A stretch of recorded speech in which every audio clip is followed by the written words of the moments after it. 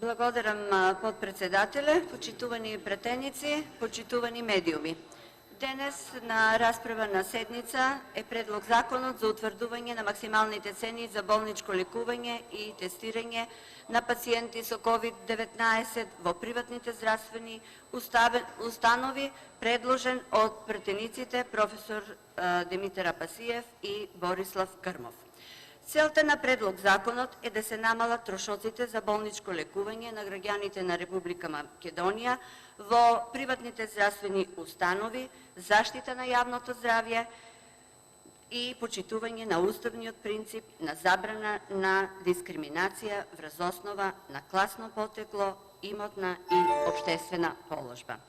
Се предвидува во законот квота од 50 болнички кревети за хоспитализација на COVID болни пациенти кои имаат реална потреба од болничка грижа во приватните здравствени установи, односно во приватните болници. Болничкото лекување на болните би било на терет на Фондот за здравствено осигурување и се изедначуваат референтните цени со оние на Фондот кои веќе се утврдени. Над тие 50 кревети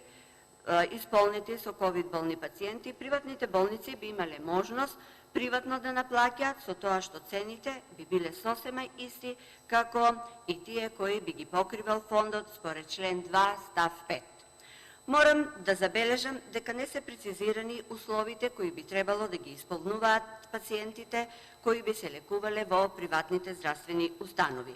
Во законот стои дека приватните здравствени установи не смеат да примат капар, депозит, аванс, што е сосема во ред и се согласувам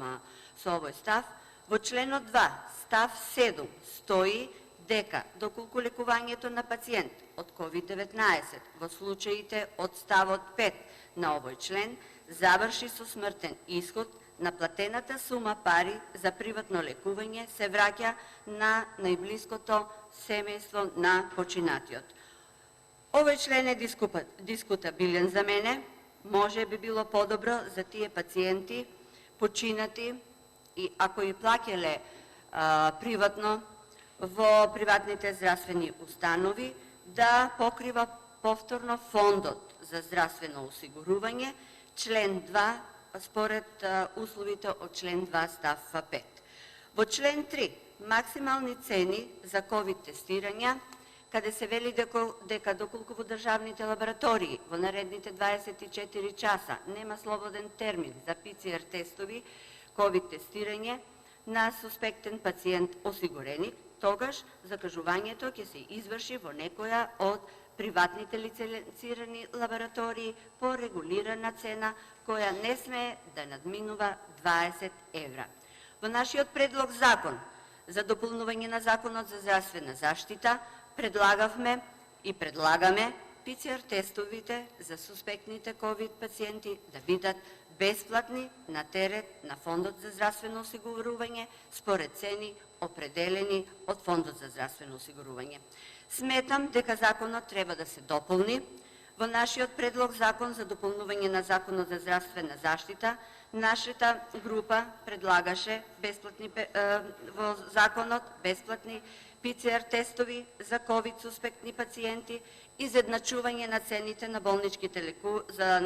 лекување во приватните здравствени установи со цените во јавните здравствени установи, при што болничкото лекување е натовар на фондот. Пациентите кои во криза не можат да добијат здравствени услуги повеќе од 60 дена од другите дејности за здравствена заштита, истите ги добиваат во приватните здравствени установи и при тоа не смеат да платат партиципација повеќе од 6000 денари. Лековите за лекување на COVID пациенти, антибиотици, витамини, имунолошка терапија да биде во максимален износ на референтните цени предложени од Фондот за здравствено осигурување. Рефундирање на средства за болничко лекување на COVID пациенти во приватните здравствени установи кои ги дале пациентите за да ги спасат своите животи при што свесни сме дека продаваа станови, продаваа куќа, земаа кредити за да ги спасат своите најблиски и на крајот многу од нив и ја изгубија битката со коронавирусот. На Комисијата за здравство му предложивме на министерот за здравство да ги преточиме овие предлози од нашиот закон за дополнување на Законот за здравствена заштита, меѓутоа немаше слух да ги прифати овие наши предлози од нашиот закон преку амандмани да се инкорпорираат во законот кој што го предлага владата, а кој за волја на вистината беше многу касно донесен и ако на вистина ова власт, ова владеачко мнозинство и ако на вистина министерот за здравство сака да помогне и сакавте да помогнете на сите кои што беа во борба со ковид вирусот, некои извојуваа победа, некои за жал ја изгубија, точно требаше да ги прифатите овие наши предлози од нашиот предлог закон и поготово пошто беше донесен законот за дополнување на Законот за здравствена заштита многу касно, ако сакаше да се помогне на народот, требаше да се прифати рефундирање на дел од средствата според методологија која што ќе ја утврдеше Фондот за здравствено осигурување. На тој начин, можеби немаше во целот да се вратат парите, меѓутоа сепак ќе имаше народот една сатисфакција дека оваа власт, дека Министерството за здравство, дека министерот води сметка, дека оваа држава води сметка за своите граѓани. Заради тоа што законот на власта што го предложи беше многу касно донесен, а што се однесува до законот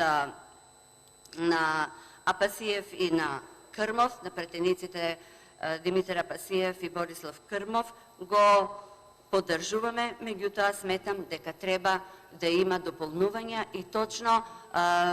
дополнувањата кои што ги содржи нашиот закон за дополнување на Законот за здравствена заштита. Сведоци сме дека власта лошо се справуваше со